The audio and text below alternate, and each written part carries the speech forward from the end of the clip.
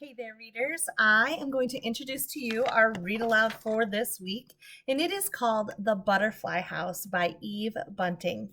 Uh, this book is written as a memoir. Do you remember what memoirs were? The word memoir comes from the French word mémoire, meaning a reminiscence. A memoir is a type of autobiography because the author is writing about a special memory in his or her life.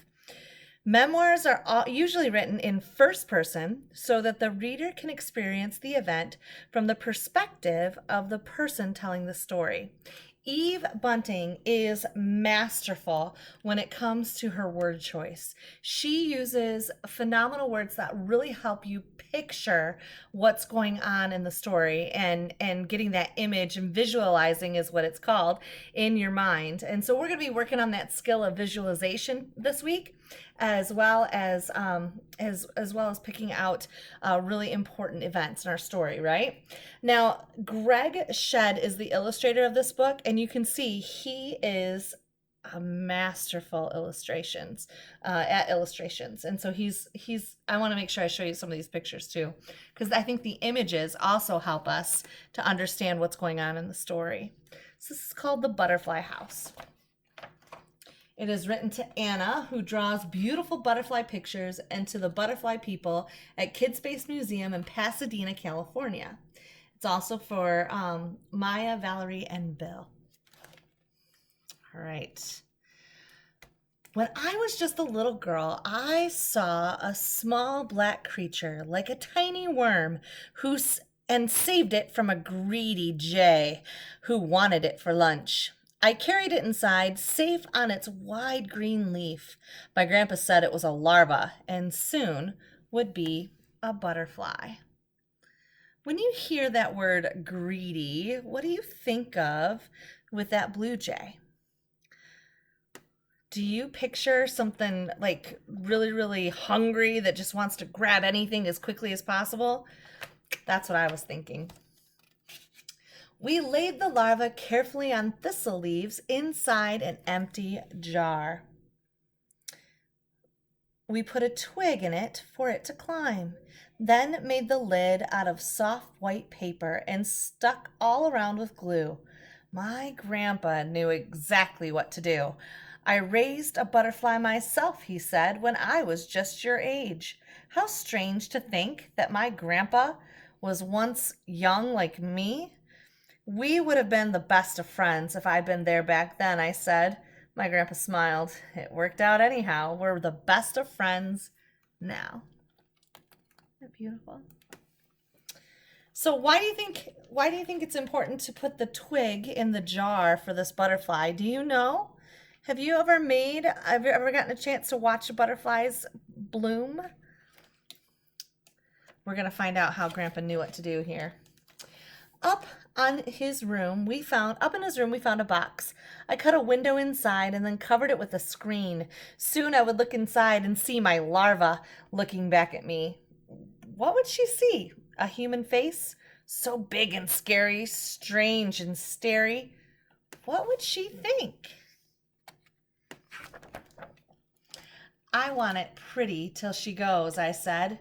And so Grandpa and I drew flowers on colored paper, coneflowers, purple, blue, and marigolds, lantana, brightest flame, and thistles too. We wedged a garden twig inside the box for her to walk on, so her wings could dry once she became a butterfly.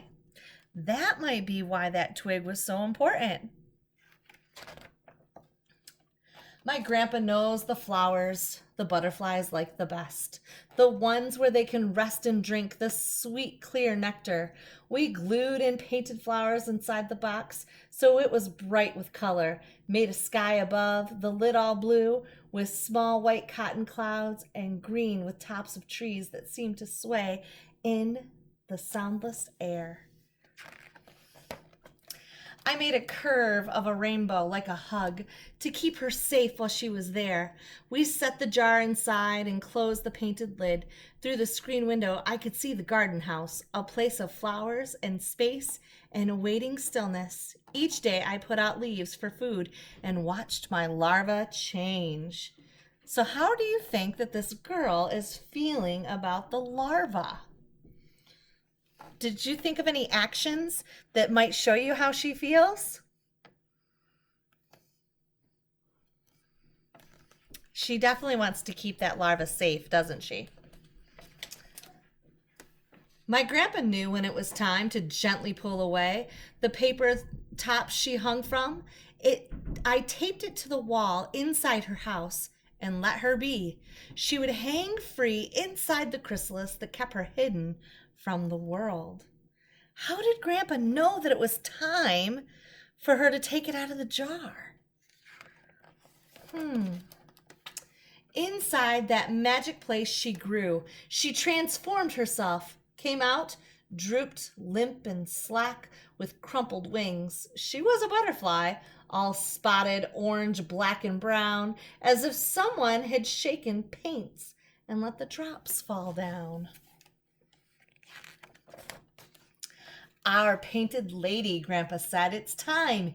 He meant that it was time for her to leave for her new life. I swallowed tears from the beginning. I had known today would come. Now it was here. My grandpa took my hand. Cry if you like, he said. We understand. Swallowed tears. What do you think this tells you about how she's feeling about the butterfly? That's great visualization right there. We carried out the box and raised the lid. I watched her falter as she felt the first warm touch of sun, saw trees, felt breezes brush across her wings. She rose, then rested on the fig tree branch. I saw her fly. Goodbye. So many years have passed. I'm as old as Grandpa was that spring when I was young. I live in the house that once was his. The garden glows with coneflowers, purple, blue, and marigolds, lantana bright as flame, and thistles too. Now every spring the painted lady comes. They float like and drift like blossoms when I walk. They flutter by to kiss me with a painted wing. Sometimes they cling as though I am a flower myself. Do you have a guess what kind of butterfly that might be? If you thought monarch, I think you're right. Why do you think the butterflies like her garden so much? My neighbors cannot understand. Our flowers are the same as yours, they say each time they visit me. We even planted thistles to invite the butterflies, but they don't come. They fill your air like autumn leaves, although it isn't fall. It's such a mystery. I smile. It's not a mystery at all. I think my painted ladies talk among themselves of how their great-great-grandma, too far back to say, was saved from being eaten by a jay. This young girl made a house for her, they whisper as they fly, a painted garden in a box, so she'd see beauty as she hung in that half sleep that we have all known. Isn't that beautiful?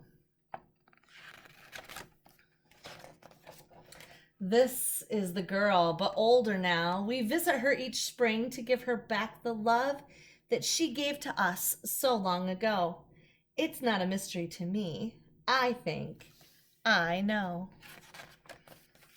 The end. I hope you enjoyed our story. The next little video you're going to see is all about visualization that we're going to work on for our worksheet today. Have a great one.